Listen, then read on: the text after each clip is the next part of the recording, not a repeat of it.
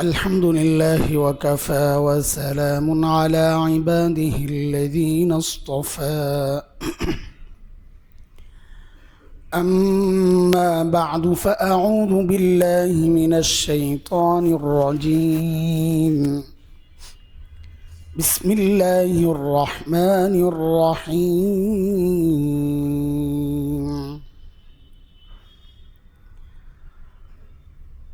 ولا تصعر خدك للناس ولا تمش في الأرض مرحا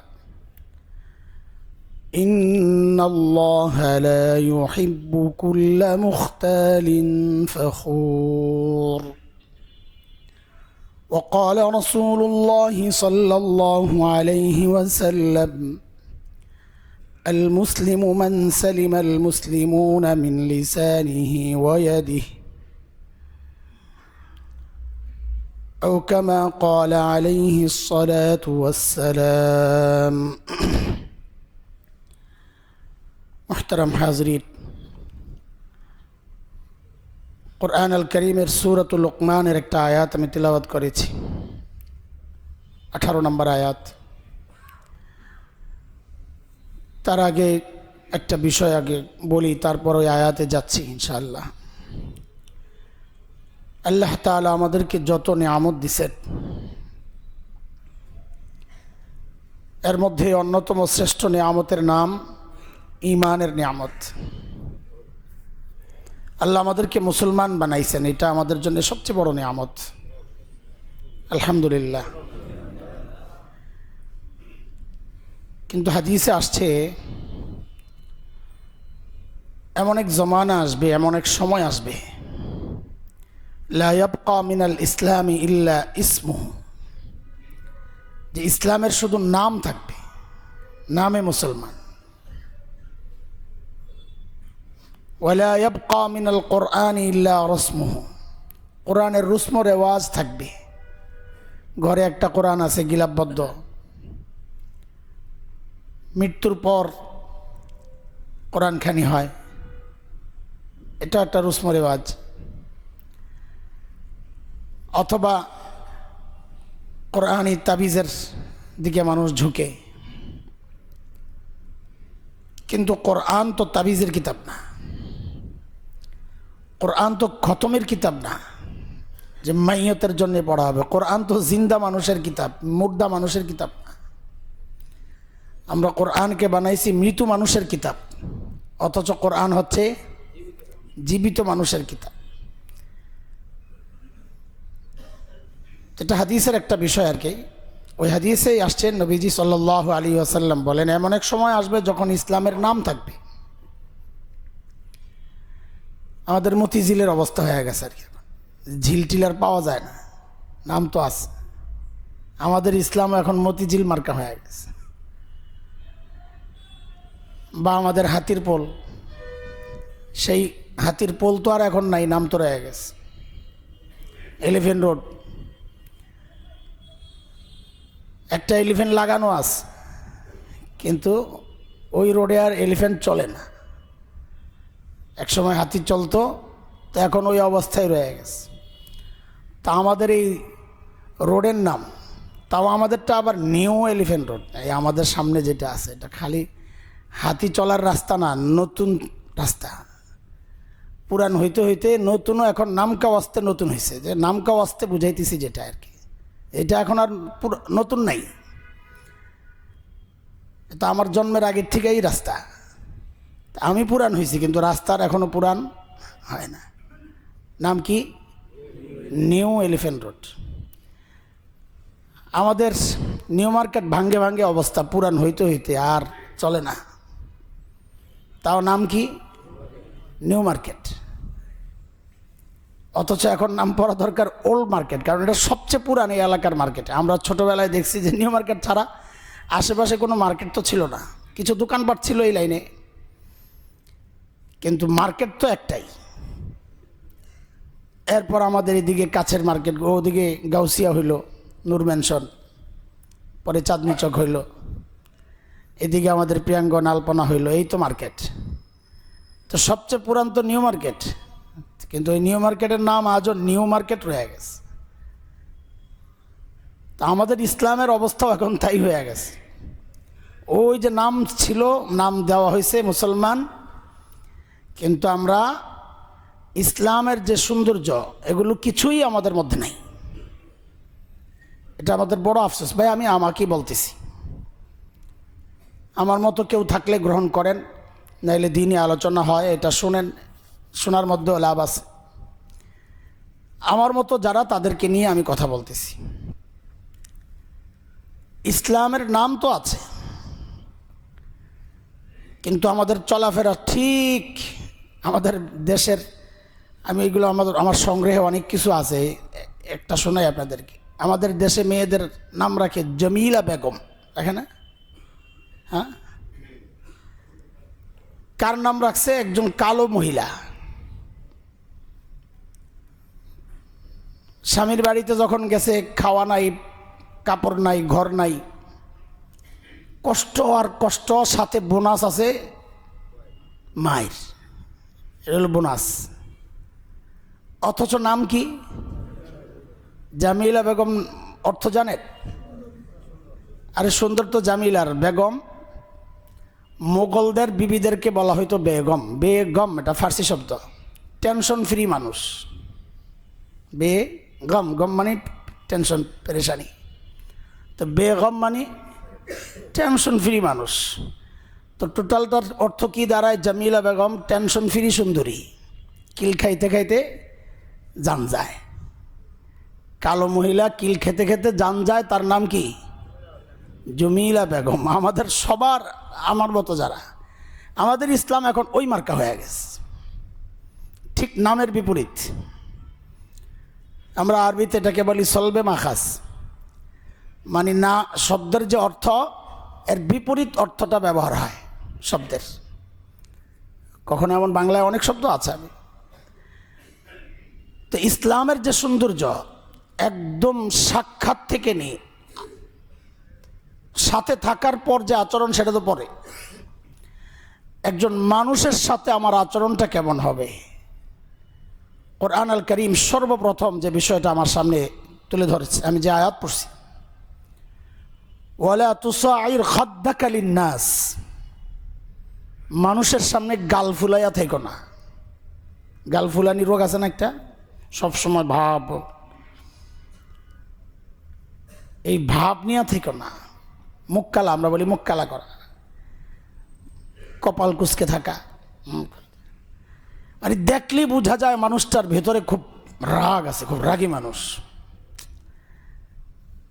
এটা যেন চেহারা থেকে প্রকাশ না পায়। আল্লাহ তাআলা বলতেছেন সূরা লোকমানের কথা, গাল ফুলায়া মানুষের সামনে নিজেকে পেশ করবা না।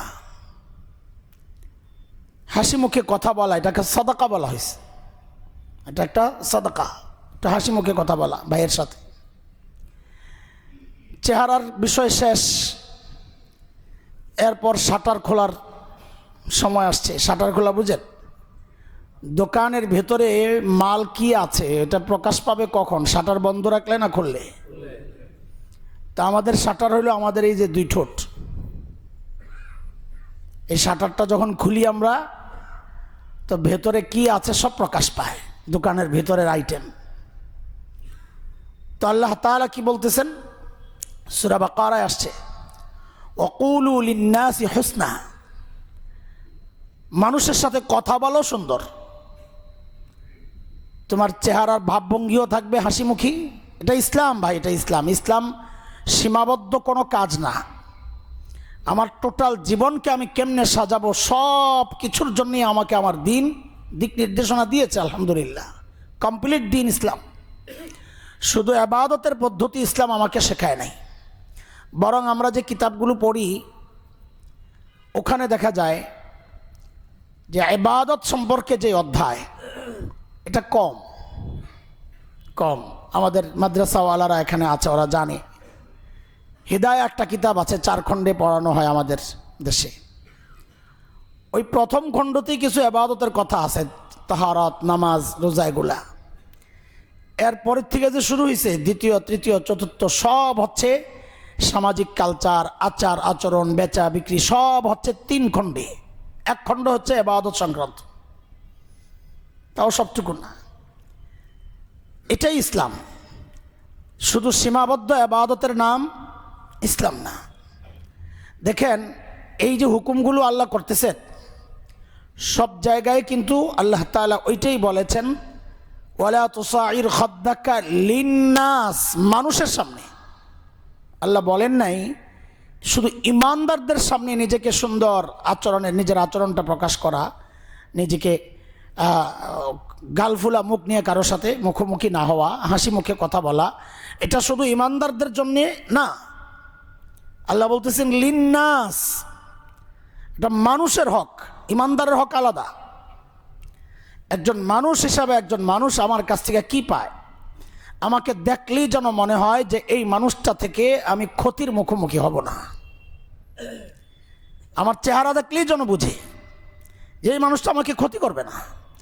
আরে মক্কার কাফিররা নবীজি সাল্লাল্লাহু আলাইহি ওয়াসাল্লামকে মানে নাই, কিন্তু এটা বিশ্বাস করতো এই লোক কারো ক্ষতি করতে পারে না। আমি একটা উদাহরণ দিই আপনাদেরকে। মক্কা বিজয়ের দিন নবীজি সাল্লাল্লাহু আলাইহি ওয়াসাল্লাম যখন সাধারণ ক্ষমা ঘোষণা করলেন, লা তাসরিবা আলাইকুমুল ইয়াউম, আজকে কোনো প্রতিশোধ নাই, সবাইকে মাফ করে দিলাম। কিন্তু কিছু মানুষের নাম নিয়ে নিয়ে নবীজি বলেছেন এদেরকে ছাড় দেওয়া হবে না, এদেরকে যেখানেই পাওয়া যাবে ধরি হত্যা করতে হবে। আর এই বিধানটা নবীজির না, এটা আল্লাহই বলেছেন, মালউনিন আইনামা সুকিফু উখিযু ওয়া কুতিলু তাকতিলা। বিশ্ববিখ্যাত আলিম শেখ ইবনে তাইমিয়া রহমতুল্লাহি আলাইহির এক বিখ্যাত কিতাব আছে, আস-সারিমুল মাসলুল আলা শাতিমির রাসূল। ওই কিতাবে শেখ ইবনে তাইমিয়া 15 জনের নাম এনেছেন। আব্দুল্লাহ ইবনে খাতাল, কুরতুনা, উরাইনা, সাররা, মাকিস ইবনে সুবানা, হুয়াইরিস ইবনে নাকিদ, আব্দুল্লাহ ইবনে জিবিয়ারা, আব্দুল্লাহ ইবনে সাদ ইবনে আবি সারাহ, ইকরামা ইবনে আবি জাহল, হুবার ইবনুল আসওয়াদ, হুবাইরাহ বিনতে আবি ওয়াহাব আল মখজুমি, হারিস ইবনে তলাতিল, কাব ইবনে জুহাইর, ওয়াহশি ইবনে হারব, হিন্দা বিনতে উতবা। এই 15 জনের নাম বলেছেন নবীজি, যাদেরকে যেখানেই পাওয়া যাবে ধরেই হত্যা করতে হবে। এর মধ্যে আবু জাহেলের বেটা হজরতে ইকরামা, এখন তো হজরতে ইকরামা বলি আমরা, হজরতে ইকরামা রাদিয়াল্লাহু আনহুর নামটাও ছিল, যে ইকরামাকে যেখানেই পাওয়া যাবে ধরেই হত্যা করতে হবে। অনেক জ্বালাইছে।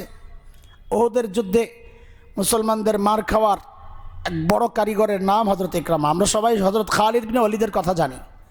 কাফেরদের পক্ষে যুদ্ধ করতে গিয়ে পেছন দিয়া যে হামলাটা করছিলেন হজরত খালিদ, কিন্তু এটা হয়তো অনেকেই জানি না, ওহুদের যুদ্ধে প্রত্যেকটা বড় যুদ্ধের বড় বাহিনীর 5টা থাকে, দিক থাকে।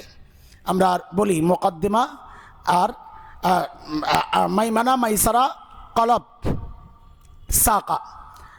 যে প্রথম থাকে একটা, ডান থাকে, বাম থাকে, পেছন থেকে উৎসাহিত করে এক গ্রুপ, আর মাঝখানে কলব, মানে মাঝখানে থাকে একটা কেন্দ্রীয়। তো ডান ডিভিশনের দায়িত্বে ছিলেন হজরত খালিদ বিন ওয়ালিদ, কিন্তু বাম ডিভিশনের দায়িত্বে ছিলেন হজরত ইকরামা ইবনে আবি জাহেল। তো বড় কঠিন প্রতিপক্ষ হজরত ইকরামা। এই জন্য নবীজি তার নাম ঘোষণা করছেন, পাইলেই হত্যা করতে হবে। হজরত ইকরামা পালাইয়া গেছেন ইয়ামানের দিকে। হায় আল্লাহ, আমরা নদীর দেশের মানুষ, তাও তো এই জেনারেশন পানি দেখলে, নদী দেখলে ভয় পায়, পুকুরে নামতে চায় না। ভেতর থেকে টান দিয়ে নিয়ে যাবে, শেকল আছে পুকুরে। আমরা বড় বড় নদী পাড়ি দিছি সাঁতরায়া। তো হজরত ইকরামা তো মরু অঞ্চলের মানুষ, পানি দেখলে তো আরও বেশি ভয় পাওয়ার কথা। তো একটা খালের মতো পড়ছে বা নদী, একটা ডিঙ্গি ছিল, ডাক দিয়ে উঠছেন। এর মধ্যে ঝড় তুফান শুরু হয়েছে। এখন অমুসলিমরাও ঝড় তুফানের সময় ডাকাডাকি শুরু করে, ইয়া লাত, ইয়া উজ্জা, ইয়া মানাত, ইয়া হুবাল, আমারে বাঁচাও। তো মাঝি বলে কাজ হবে না। তাহলে কেন? তোমার এই লাত, উজ্জা, হুবাল, মানাত এরা বাঁচাইতে পারবে না তো তোমাকে পানিতে। কে বাঁচাবে? বলে স্থলে যিনি বাঁচান তিনি কে? আল্লাহ। হযরত ইকরামার দিলটা সাথে সাথে চেঞ্জ হয়ে গেছে এক কথায়, যে যদি আমার লাত, উজ্জা, মানাত আমাকে পানির মধ্যে বাঁচাতে না পারে তো ওদেরকে ডাকে আমার লাভ কি? যিনি আমাকে সব জায়গায় বাঁচাবেন আমি তাকেই ডাকবো। এই চিন্তা আসতেই হযরত ইকরামা যে বক্তব্যটা দিয়েছেন সেটা এক ঐতিহাসিক বক্তব্য। হযরত ইকরামা কি বললেন? আল্লাহুম্মা লাকা আহদুন ইন আফাইতানি মিম্মা আনা ফিহ আন আতিয়া মুহাম্মাদা হাত্তা আদা ইয়াদাইয়া আলা ইয়াদাইহি ফালা আজিদান্নাহু আফুওয়ান গফুরান কারীমা। আল্লাহ যেই বিপদে আমি পড়েছি, এখান থেকে যদি আমাকে মুক্তি দেন, আমি এখান থেকে সরাসরি নবীজি মুহাম্মদুর রাসূলুল্লাহর কাছে চলে যাব, আমি তার হাতে হাত রেখে মুসলমান হয়ে যাব। তো স্বাভাবিক প্রশ্ন আসবে, তুমি যে যাবা, তোমার অনেক গেলে সাইজ করবে, ওয়ারেন্ট জারি হয়ে রয়েছে। তা হযরত ইকরামা নিজেই বলতেছেন কি, ফালা আজিদান্নাহু আফুওয়ান গফুরান কারীমা, আমার বিশ্বাস আমি তাকে ক্ষমাশীল পাবো, দয়া এবং আমার সাথে সুন্দর আচরণকারী হিসাবে পাবো, কারণ তাকে আমরা এমনটাই জানি। দেখেন, একজন কাফির ঈমান আনে নাই, কিন্তু নবীজির আখলাক, নবীজির আচরণ যে চমৎকার ছিল, এই ব্যাপারে তাদের সন্দেহ ছিল না। ইকরামার বিবিরও কথা এরকম। উম্মে হাকিম বিনতে হারিস ইবনে হিশাম, ইকরামার বিবি, মুসলমান হয়ে পেছনে গেছেন জামাইকে ফেরত আনতে। তো গিয়ে যখন দেখতেছেন নদীর মাঝখানে, ইকরামার বিবিও ডাকতেছেন, ইয়াবনা আম, এ আমার চাচাতো ভাই। আসলে বিয়ের আগে চাচাতো ভাই ছিল, তো ওইটা রয়ে গেছে আর কি। আমরাও তো এরকম দেখি অনেক। আমার মেজো বোন বিয়ে দিয়েছে আমার চাচাতো ভাইয়ের কাছে, তো আমরা তো এখনও ভাই বলি, আব্দুল মান্নান ভাই। ছোটোবেলা থেকে যা বলছি তাই, দুলাভাই বলা হয় না। তা আমরা আব্দুল মান্নান ভাই বলি, ঠিকই আছে, দুলাভাইরে ভাই বলি, তাতে কি সমস্যা? কিন্তু দেখি যে মাঝে মাঝে আমার বোনও মান্নান ভাই ডাকে। তো এটা প্রচলন আছে। তা হযরত ইকরামার বিবি উম্মে হাকিম বিনতে হারিস ইবনে হিশাম আগের থেকে সম্পর্ক চাচাতো ভাই বোন। তো বিয়ের পরেও ওই কথাটা রয়ে গেছে আর কি। তো ডাকতেছে নদীর পাড় থেকে, ইয়াবনা আম, ও আমার চাচাতো ভাই, ইন্নী কদ জিতু মিন ইনদি আবাররিন নাস ওয়া আওসালিন নাস ওয়া খাইরিন নাস কদ ইস্তামানতু লাকা রাসূলুল্লাহ সাল্লাল্লাহু আলাইহি ওয়াসাল্লাম ফালা তুহলিক নাফসাক। ও আমার চাচাতো ভাই, আমি এমন একজন মানুষের কাছ থেকে আসছি, যিনি মানুষ হিসাবে সবচাইতে সৎ, যিনি মানুষ হিসাবে সবচাইতে ভালো, যিনি আত্মীয়তার সম্পর্ক ঠিক রাখার ক্ষেত্রে সবচাইতে দায়িত্বশীল, আওসালুন নাস। কাজী তুমি নিজেকে ধ্বংসের মুখে ঠেলে দিও না, ফেরত আসো। দেখেন, মাত্র ইসলাম কবুল করছে, কিন্তু বিশ্বাসটা আগের থেকেই ছিল যে নবীজি হয়তো আমার ধর্মের সাথে মিলতেছে না, কিন্তু ব্যক্তি মুহাম্মদ সাল্লাল্লাহু আলাইহি ওয়াসাল্লাম, মানুষ মুহাম্মদ সাল্লাল্লাহু আলাইহি ওয়াসাল্লাম, তিনি যে সবচাইতে ভালো আখলাকের ছিলেন, ভালো চরিত্রের ছিলেন, ভালো স্বভাবের ছিলেন এবং দয়ার মানুষ ছিলেন, এগুলা কাফেররাও জানতো, মানতো, বিশ্বাস করতো, শুধু নবী হিসাবে মানে নাই। তো এটাই বলা যে আমার আখলাকগুলো কাছের মানুষের সাথে খুব ভালো। আরে এত ভদ্র মানুষ, একটু অপরিচিত হইলেই আর চিনে না। সালাম চিনলেই সালাম, না চিনলে সালাম নাই। এটার নাম ইসলাম না ভাই। ইসলাম হচ্ছে ওয়ালা তুসাইর খাদ্দাকা লিন্নাস, মানুষের সামনে গাল ফুলাইয়া থাইকো না। ওয়াকুলু লিন্নাসি হুসনা, মানুষের সাথে তোমার কথা হবে সুন্দর। বুখারী শরীফে আসছে হাদিস, মুসলিম শরীফও আসছে, অন্য অন্য অনেক হাদিসের কিতাবই আসছে। হযরত আবু হুরায়রার বর্ণনা, বুখারী হাদিস 10, আল মুসলিম মান সালিবাল মুসলিমুনা মিন লিসানিহি ওয়া ইয়াদিহি। নবীজি বলেন, মুসলমানের পরিচয় দিয়েছেন নবীজি। মুসলমানকে যার হাত থেকে, যার জবান থেকে। দেখেন, মানুষ একজন থেকে আরেকজন আচরণগত কষ্টগুলো যে পায়, সবচেয়ে বেশি পায় জবান থেকে অথবা হাত থেকে, কাজে, কর্মে, কথায়। তো কর্ম সব বেশি সম্পাদন হয় হাত দিয়ে, এই জন্য হাতের কথা বলা হয়েছে। তার মানে এক মুসলমান আরেক মুসলমানকে হাত দিয়া না মারলেও পা দিয়া চাইলে লাথি একটা মারতে পারে, বিষয়টা এমন না। সবচেয়ে বেশি কর্ম সম্পাদন হয় হাত দিয়ে, এই জন্য হাতের কথা বলা হয়েছে। যেমন আয়াতে বলা হয়েছে, জোহারাল ফাসাদু ফিল বাররি ওয়াল বাহরি বিমা কাসাবাত আইদিন নাস, জলে স্থলে যে বিপদ আসে এটা তোমার হাতের কামাই। তো পায়ের কোনো ভূমিকা ছিল না? ছিল। অন্যান্য অঙ্গেরও ভূমিকা থাকে গুনার ক্ষেত্রে, কিন্তু যেহেতু হাতটা বেশি ব্যবহার হয়, তো এই জন্যে হাতের উপর সব দায় আর কি, নেতা। তো আল্লাহ নবী সাল্লাল্লাহু আলাইহি ওয়াসাল্লাম হাত এবং জবানের কথা আনছেন। দেখেন নবীজি কথার মধ্যে কত সৌন্দর্য। আনার ক্ষেত্রে আবার জবানের কথা আগে আনছেন, কারণ এটা সবাই জানি, হাতের কষ্টের চেয়ে জবানের কষ্টটা মারাত্মক। আরবি একটা কবিতা আছে, যারা মাদ্রাসাওয়ালারা পড়ছে কিতাবে, যারা হাতুস সিনান লাহল তিয়াম ওয়ালা ইয়ালতামু মা জারাহাল লিসান। বর্ষা দিয়ে কোনো আঘাত যদি হয়, ধারালো বস্তু দিয়ে যদি আঘাত হয়, তার চিকিৎসা আছে, সেখানে মলম লাগানো যায়, পট্টি লাগানো যায়, কিন্তু জবানের যে আঘাত ওটার কোনো চিকিৎসা নাই, কারণ ওখানে ভেতরে মলম লাগানো যায় না, পট্টি লাগানো যায় না।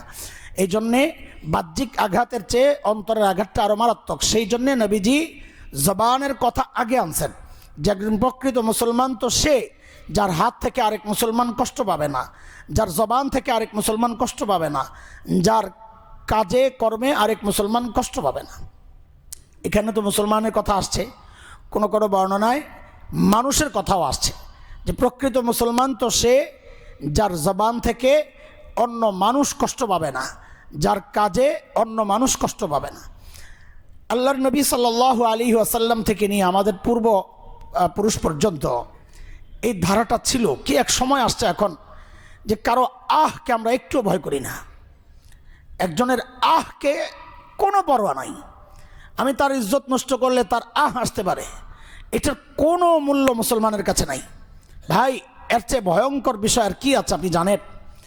হ্যাঁ, আপনি রাস্তার আতঙ্ক আপনার জন্য কত কিছুকে আপনি ভয় পান, অথচ একজন ইমানদারের, একজন মানুষের আহকে আপনি ভয় পান না।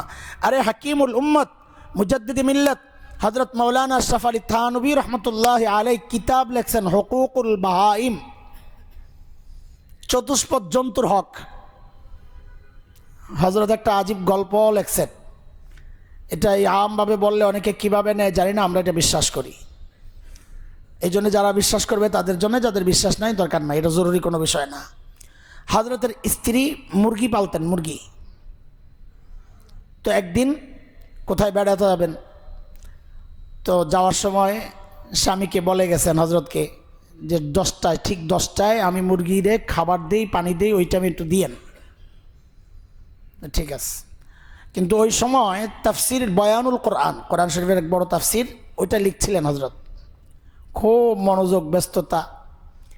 আর ওনাদের মনোযোগ তো আর আমাদের মতন না, লিখি পড়ি, কতক্ষণ পরে পরে মোবাইলটা চেক করি কোনো কল মেসেজ আইলো কিনা, আচ্ছা ঠিক আছে, আবার একটু লিখি পড়ি, আবার চেক করি কমেন্ট কয়টা হয়েছে, কোনো বাজে কমেন্ট আছে কিনা, কাটা লাগবে তো, আবার লিখি, আবার একটু চেক করি কয়টা লাইক পড়লো, কয়টা শেয়ার হইলো। আমাদের মনোযোগ আর বড়দের মনোযোগ তো এমন ছিল না। হ্যাঁ, এমন ঘটনা আসছে, খেজুর দিছে খাইতে, পড়তেছে, সারা রাত খেজুর খাইতে খাইতে মারা গেছে, খবর নাই, খাইতেছে পড়তেছে, খাওয়ার দিকে মনোযোগ নাই, চলতেছে, ওই যে হাত চালু হয়েছে চলতেছে, এমন খাইছে, এখন তো গ্যাস হয়ে আর গরম হয়ে মারা গেছে মানুষ। এমন ঘটনা আসছে। আরে আমাদের মুফতি আমিন রহমতুল্লাহ আলাইহির গল্প আসছে, রাতে ট্রেন বসে বসে পড়তেছে কমলাপুর স্টেশনে, হায় আল্লাহ সকাল হয়েছে, বসে বসে আজান দিছে ফজরের, হায় আল্লাহ ট্রেনের কী হয়েছে, তাকায় দেখে হায় খোদা সকাল হয়ে গেছে, খবর নাই, পড়তেছে বসে বসে। আমাদের বড়দের মনোযোগ তো এমন ছিল, আমাদের এই মার্কা মনোযোগ তো না। তা হযরত হাকিমুল উম্মত কিতাব লিখতেছেন যে 10টা পার হয়ে গেছে। তো হযরত লেখেন যে হঠাৎ আমি দেখতেছি আমার লেখা আসতেছে না। আল্লাহওয়ালাদের শুধু জানা এলেমই মানুষ লেখে তা না, যখন জানা বিষয়ের উপর মানুষের চূড়ান্ত আমল হয়, তো আল্লাহ তাআলার পক্ষ থেকে অজানা বিষয়গুলো তার দিলের মধ্যে, কলবের মধ্যে আল্লাহ ঢেলে দেন। এটা আল্লাহ তাআলার একটা নিয়ামত। লাইন শাকারতুম লাযিদান্নাকুম, জানা জিনিসের উপর আমল করা হচ্ছে, এটা জানার নিয়ামতটার শুকরিয়া আদায় করা। আর আল্লাহর ওয়াদা শুকরিয়া আদায় করলে আমি বাড়াইয়া দিই, কাজে জানা বিষয়ের উপর আমল করলে আল্লাহ এলেম বাড়াইয়া দিবেন। এটা তো হিসাব সোজা, আর এটা প্রকৃত বাস্তব বিষয়। এটা মাঝে মাঝে ছোটরাও টের পায়, বড়রা তো পাইছেনি, ছোটরাও টের পায়। তা হযরত থানভী রহমতুল্লাহ আলাইহি লিখতেছিলেন যে, বলে লেখা বন্ধ, কিচ্ছুই আসতেছে না মাথায়। অনেকক্ষণ চিন্তা করলাম, মিলাইতে পারতেছি না। তা হযরত বলেন, তখন আমার মাথায় আসছে, হারি কোনো পাপ করলাম কি না। আল্লাহ তাআলার পক্ষ থেকে ইলম, রহমত, ফয়েজ যা আসতেছিল আল্লাহর পক্ষ থেকে, হ্যাঁ, এটা বন্ধ হয়ে গেল কেন? আমার কোনো গুনাহ, এটাকে আমরা বলি হায়েল, বাধা হয়ে গেল কিনা। তো বলে আমি চিন্তা করতে করতে করতে 11টা বেজে গেছে, 10টা থেকে 11টা। হঠাৎ মনে পড়ছে যে হারে মুরগির খাবার দেওয়ার কথা ছিল 10টায়, আমি দেই নাই। দেখেন, আমাদেরকে এগুলো এফেক্ট করবে না। আপনি আবার মনে করেন না যে আমরা মশা মারলে আবার না পরে সারা রাত ঘুম নষ্ট হয়। আমাদের এগুলো কি আসে যায়? বিষ খাইতে খাইতে যাদের পেট হয়েছে বিষাক্ত হয়ে গেছে, এখন ওই ফরমালিন খাইলে তাদের কি আসে যায়? বুঝেন না এই কথা? আমি যখন সর্বপ্রথম দেওবন্দ থেকে আইসা লালবাগ ইসলামবাগ মাদ্রাসায় পড়াইতে যাই, ইসলামবাগ মাদ্রাসায় তো যাইতে পোস্তা হইয়া যাইতে হয়। হায় আল্লাহ, আমার দম বন যায় প্রস্তাব দিয়ে যখন যেতাম, নাক টাক চেপে দ্রুত দৌড়ানোর মতো করে চলে যেতাম, এমন গন্ধ লাগতো। আলহামদুলিল্লাহ কিছুদিন যাওয়ার পর তো দেখি এখন আর গন্ধ নাই। মানে পোস্তার পরিবেশ সুন্দর হয়ে গেছে? না না, আমি ওই পোস্তাওয়ালা হয়ে গেছি, বুঝেন নাই? তো আল্লাহওয়ালাদের হিসাব আর আমাদের হিসাব আলাদা, এটা মিলাইতে পারবো না তো আমরা। তা হযরত থানভী রহমতুল্লাহ আলাইহি বলেন, আমার মনে পড়ছে আরে মুরগিরও তো খাবার দিই নাই। তো বলে দ্রুত যায় আমি মুরগিরে খাবার দিছি, পানি দিছি, আইসা লিখতে বসছি। আলহামদুলিল্লাহ দেখি যে আগের মতো আমার সব আবার মনে পড়া শুরু করছে, আসতেছিল লেখ। ভাই এটাকে খুব হালকাভাবে নিতে পারেন আপনি, আমরা এটা বিশ্বাস করি, এটা ধারণ করি যে একটা জীব জন্তু এটাও আল্লাহর সৃষ্টি। আল্লাহর সৃষ্টিরে কষ্ট দিলে আল্লাহর পক্ষ থেকে রহমত আসা বন্ধ হবে, এটাই স্বাভাবিক। সেখানে একটা মানুষ আল্লাহর সর্বশ্রেষ্ঠ সৃষ্টি। হ্যাঁ, আল্লাহ নিজে বলেছেন খালাকতু বিয়াদাই। শয়তানকে যখন সেজদা করতে আল্লাহ হুকুম করছিলেন, শয়তান অস্বীকার করার পর আল্লাহ কি বলেছেন? হ্যাঁ হ্যাঁ, আমি যাকে নিজ হাতে বানাইছি তাকে তুই কেন সেজদা করলি না? তো আল্লাহ যাকে নিজ হাতে বানাইছেন মানুষ, সেই মানুষকে কষ্ট দেওয়া, একটা জীবজন্তুকে কষ্ট দিলেও যদি এটার একটা আল্লাহর পক্ষ থেকে রহমত থেকে বঞ্চিত হওয়ার একটা কারণ হয়, তো একজন মানুষকে কষ্ট দিলে সেটা কি হইতে পারে? আমাদের এই বিষয়গুলো বিন্দুমাত্র চিন্তা নাই যে একজন মানুষের কষ্ট হইতে পারে, আমি কারো কষ্টের কারণ হই। ভাই একজন মুসলমান সারাক্ষণ তার মাথায় থাকা উচিত আমি যেন কারো বিরক্তির কারণ না হই, আমি যেন কারো কষ্টের কারণ। আমরা নানান সময়ে কথাগুলো বলেছি নানানভাবে, থুতু ফেলার ক্ষেত্রে আমরা বলেছি যে এমনভাবে না ফেলি যা আরেকজনের ঘৃণার কারণ হয়। বিশেষ করে আমরা যারা কি খাই তা আপনারাই বলতেছেন, আমি কি বলবো, ঠিক আছে মেনে নিছেন না। আমরা যারা পান খাই, পানের অভ্যাস আছে, এমনটা মনে করার কোনো কারণ নাই যে নিজে খান না তো এই জন্য এত কঠোর। না না, আমি কঠোর না, আমি কঠোরতা কই করলাম? ওটাকে মানা করছি নাকি পান খাবেন না, ভালো করে খান, ডেলি 5টা করে খায়েন, কোনো সমস্যা নাই। কিন্তু একটু চিন্তা করেন, ওই দিন এক মাওলানার সামনে বেচারা খুব কষ্ট পাইছে, কুমিল্লার ওদিকে, আমি বুঝছি কষ্ট পাইছে, কিন্তু আমার কিছু করার নাই। তিনি আমার মুখের সামনে এসে কথা বলতেছেন, তো আমার খুব কষ্ট হইতেছিল নানান কারণে। ওনারা যা খান পানের সাথে ওইটা তো আমি নিতে পারতেছি না, এটা এক কারণ।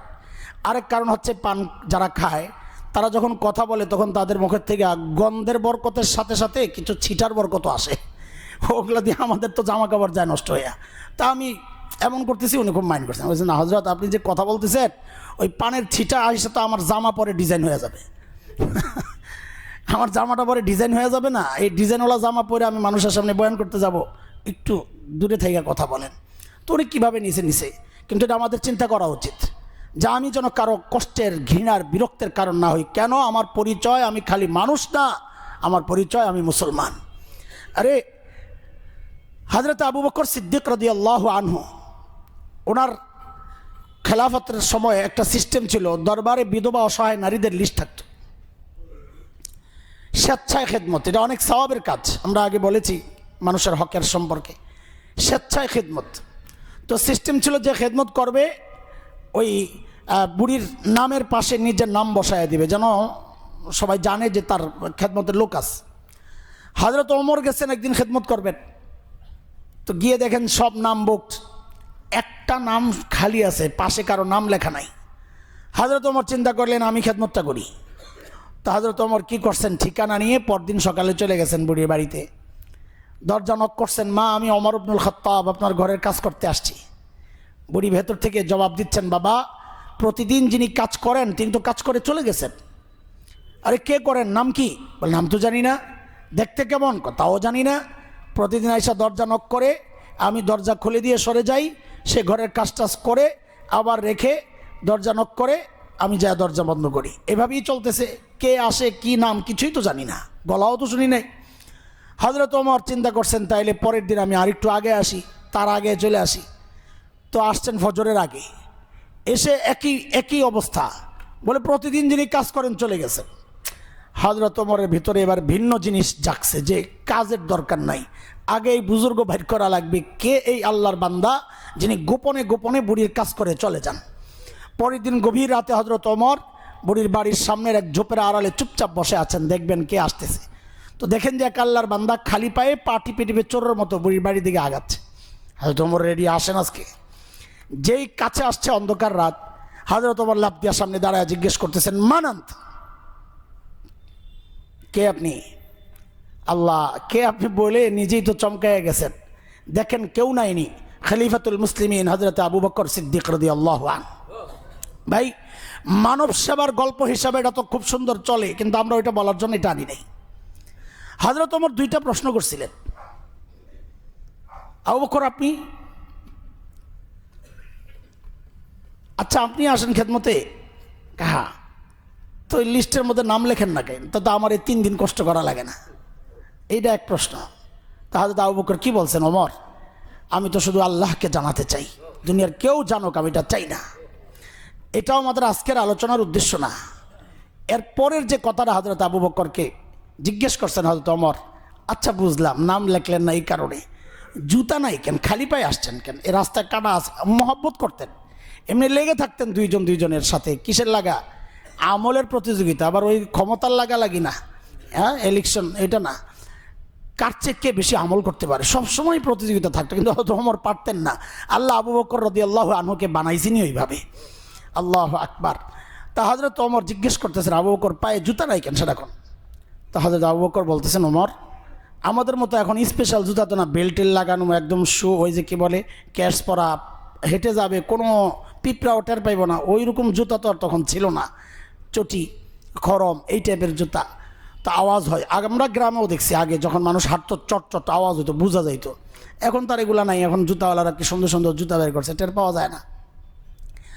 তা হযরত আবু বকর বলেন, ওমর জুতা পরলে চট আওয়াজ হয়, আমার টেনশন লাগে, না জানি আল্লাহর কোন বান্দার ঘুম নষ্ট হয়, আমি তার কষ্টের কারণ হই। আপনাদের কাছে মনে হচ্ছে আরে আবু বকরের সাথে কি আমাদের তুলনা চলে? নবীজির সাথে যারা বড় হয়েছে, হ্যাঁ তুলনা চলে না, কথা ঠিক, কিন্তু আবু বকরদেরকে অনুসরণ করে চলতেন আমাদের খুব কাছের মানুষরাও, এরকম বহু ছিলেন। আমাদের এক বুজুর্গ ছিলেন দেওবন্দের, মিয়া আসগর হোসেন রহিমাহুল্লাহ, অনেক বড় বুজুর্গ মানুষ। আজকের যে বড় আলেম দুনিয়ার হযরত মুফতি তাকি ওসমানী দামাত বরকাতুহুমুল আলিয়া, ওনার বাবা ছিলেন আরেক বিখ্যাত আলিম মুফতি শফি রহমতুল্লাহ আলী। এই মুফতি শফি রহমতুল্লাহ আলীও পড়ছেন ওনার কাছে, দেওবন্দের একদম শুরুর দিকের আলেম উস্তাদ ছিলেন মিয়া আসগর হোসেন রহমতুল্লাহ আলী। হযরত মুফতি শফি রহমতুল্লাহ আলী নিজে বলেছেন, লেখাপড়া শেষ একদিন উস্তাদের বাড়িতে গেছি, খাওয়া দাওয়ার ওখানে দস্তরখান ওঠানো নিয়ে অনেক কিছু হয়েছে, আমি ওইদিকে আর গেলাম না। বলে আশার নামাজের পর ওস্তাদজি সহ আমরা বের হয়েছি।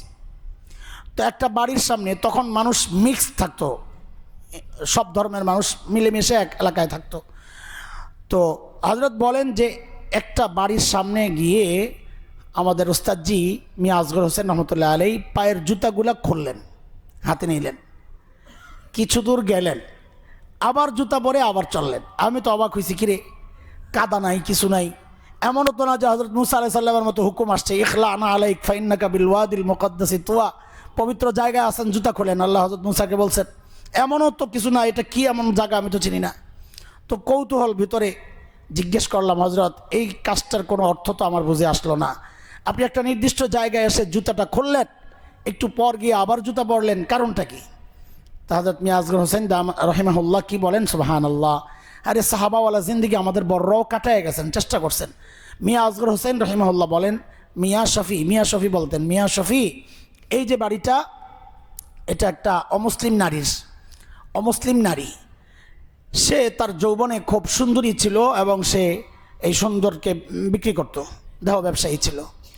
এখন তার বয়স হয়েছে, এখন আর ওইভাবে গ্রাহক তার কাছে আসে না, কিন্তু সে অপেক্ষায় থাকে, তার এখন অবস্থা খারাপ, সে অপেক্ষায় থাকে। মিয়া আমি যখন এদিক দিয়ে যাবো, তো আমার জুতার পায়ের আওয়াজ পায়া সে পুরুষের আওয়াজ বুঝতে পারবে, সে আশাবাদী হবে, না জানি আমার কোনো গ্রাহক আসলো কি না, আমি চলে গেলে সে আবার কষ্ট পাবে, আমি চাই না এই কষ্টটা সে পাক, এই জন্য আমি এখান দিয়ে যাওয়ার সময় চুপে চুপে যাই, যেন সে আশাবাদী হইয়া আবার পরবর্তীতে আশাহত হয়ে কষ্ট, আমি যেন তার কষ্টের কারণ না হই। আরে ভাই খেয়াল করছেন, একজন অমুসলিম না শুধু, আরে মানুষ অমুসলিম না শুধু, একটা পতিতা, হ্যাঁ দেহ ব্যবসায়ী, আমরা যাদেরকে ছিছি করি, ঘৃণা করি, এই মানুষটাও যেন আমার দ্বারা কষ্ট না পায়, এতটুকু চিন্তাও আমাদের বড়রা করছেন।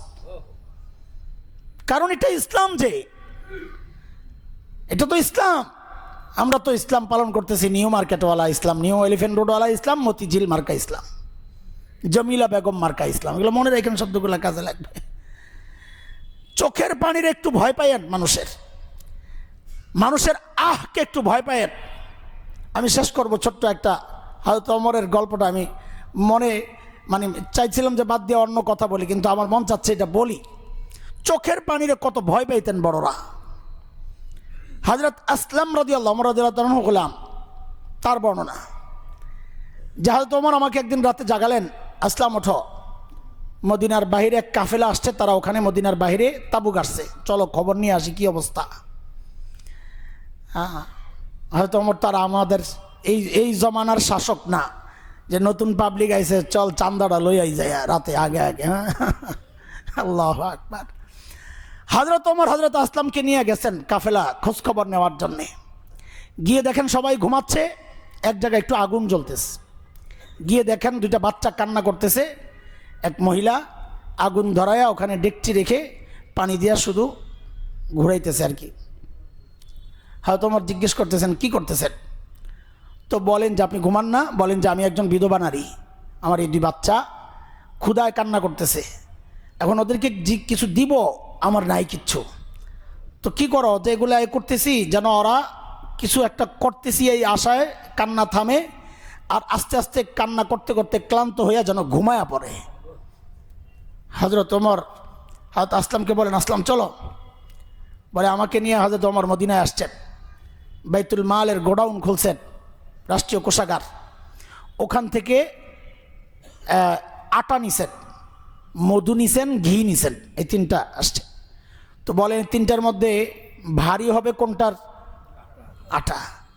হযরত ওমর হযরত আসলামকে বলতেছেন, আসলাম এই আটার বস্তাটা আমার কাঁধে উঠাইয়া দাও, আটার বস্তা আমার কাঁধে উঠাইয়া দাও।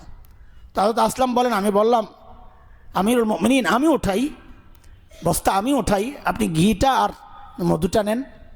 তাহলে তোমার বলেন, আসলাম হাসরের মাঠে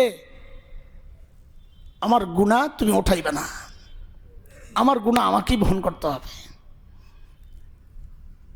দুনিয়া তো আমার বোঝা আমাকেই বহন করতে দাও। নিয়ে গেছেন, নিয়া মহিলাকে দিছেন, নাও তোমার আটা দিয়া মধু দিয়া ঘি দিয়া কিছু একটা তৈরি করো। তো রিওয়ায়াত আসছে হালুয়ার মতো বানাইছেন। হযরত ওমর বৈশা রয়েছেন, আর আসলাম বলেন চলেন, শেষ তো ওরা খাবে এখন, চলেন। আমার না, বসে রয়েছেন, বাচ্চাদেরকে ওঠানো হয়েছে, বাচ্চারা খাওয়া দাওয়া করে খেলাধুলা শুরু করছেন। তো হযরত ওমর আসলামকে বলেন, এবার চলো মদিনায়। তো হযরত আসলাম রাস্তায় জিজ্ঞেস করতেছেন, হযরত ওরা খেয়ে ফেলছে, দিয়ে দিছেন, এতক্ষণ বসে থাকলেন কেন? তা হযরত ওমর কি জবাব দিছেন ওইটা বলার জন্য এই গল্প শোনাইতেছি, গল্প শোনার উদ্দেশ্য না। হযরত ওমরের জবাবটা ছিল, আসলাম যেই মানুষগুলার চেহারায় চোখে আমি চোখের পানি দেখছি, কান্না দেখছি, ওই মানুষগুলার মুখে হাসি না দেখে আমি কেমনে হাসি? তাদের কাছে মানুষের চোখের পানির এত দাম ছিল, আর আমরা একটু স্বার্থ নষ্ট হইলে একজনের বিরুদ্ধে লিখে দিই, তাও দুনিয়ার স্বার্থ। সে আলেম না সাধারণ মানুষ না বিশেষ মানুষ, কোনো চিন্তা নাই, দুনিয়ার স্বার্থের জন্য আরেকজনের দিল ভাঙতেছি আমি কিসের মুসলমান ভাই? হ্যাঁ, ও যুবক, ফেসবুকে কলম ধরার আগে, ফেসবুকে কিছু লেখার আগে একবার চিন্তা করো যে যার বিরুদ্ধে লিখতেছি ও কিন্তু ঠিকই আল্লাহর আদালতে হাসরের মাঠে আমাকে আটকায় দিবেন। আল্লাহর কাছে যখন বিচার দিবেন, তো আমার অনেক আমল থাকা সত্ত্বেও যখন যাব, আল্লাহ ডাক দিয়া বলবেন, ওয়াকিফুহুম ইন্নাহুম মাসউলুন, ওকে থামা, ওর বিরুদ্ধে যে অভিযোগ আসছে এই ব্যাপারে ওকে জিজ্ঞেস করে নি, কি জবাব দিবেন তখন? আরে হাসরের মাঠে কি জবাব দিবেন? হ্যাঁ, একজন বড় ইরানের বড় ইমানদার বাদশাহ ছিলেন, বাদশাহ মালিক শাহ নাম, বাদশাহ মালিক শাহ শিকারে গেছিলেন। তো বাচ্চাদের একটা নেশা ছিল শিকার করা, 3 দিন কাটাইয়া দিয়েছেন, এখন খাবার জানিয়ে গেছে, শেষ হয়ে গেছে। তো আশপাশওয়ালারা চাঁদাবাজি শুরু করছে। পাশের এক বুড়ি ছিল, ওই বুড়ির একটা গাভী ছিল, দুধ যার অবলম্বন চলতো এটা দিয়ে, ওই গাভী এনে জবে করে খাইছে। তো বুড়ি বলতেছেন, আরে ভাই আমার কিছু টাকা পয়সা দাও, আমি আরেকটা গাভী কিনি, অথবা অন্তত আমাকে বাদশার সাথে একটু দেখা করাইয়া দাও। তো ওরা কোনোটাই করে না, কারণ ধরা পড়লে তো বাদশাহ যেহেতু ইমানদার নেককার ছিলেন, ওদেরকে শাসাবেন, এই কাজটা কেন করলা? তো এক তালিব এলিম এলিম ছাত্র আর কি, ওকে বলছে কষ্টের কথা, আমি এখন কিভাবে চলবো? তালিবুল ইলম পরামর্শ দিছে, একটা কাজ করো, তুমি বাদশার সাথে সাক্ষাৎ করতে চাও, একটা জায়গা আছে ওইটা ছাড়া বাদশা যেতে পারবে না, একটা পোল আছে, পোল, ওই পোল দিয়ে যেতে হবে, তুমি যাই ওই পোলের মধ্যে যায় বসে থাকো, তো বাদশার সাথে দেখা হবে। আল্লাহ, তো যখন যাচ্ছিলেন তো ওই বুড়ি ওখানে বসা, মালিক শাহকে ডাক দিয়ে জিজ্ঞেস করতেছেন, আপনার সাথে আমার কিছু পাওনা দেওয়ানা আছে। এই কথাটাই খেয়াল করে, এতটুকু বলার জন্য এই পর্যন্ত আনলাম। এটা ঘটনা সত্য মিথ্যা আমাদের এত তাহকিকের দরকার নাই, কথাটা চিন্তা করেন। এটা হাদিস না যে এরকম গল্প বললে আমি গুনাহগার হয়ে যাব, বোঝানোর জন্য এটা একটা উদাহরণ হইতে পারে, বাকি কিতাবে আমরা পাইছি। তো বলতেছেন আপনার সাথে আমার একটা পাওনা দেওনা আছে, এখন আপনি যেহেতু বাচ্চা, আপনার সিদ্ধান্তের বাইরে তো আমি কিছু করতে পারবো না, সিদ্ধান্ত আপনার।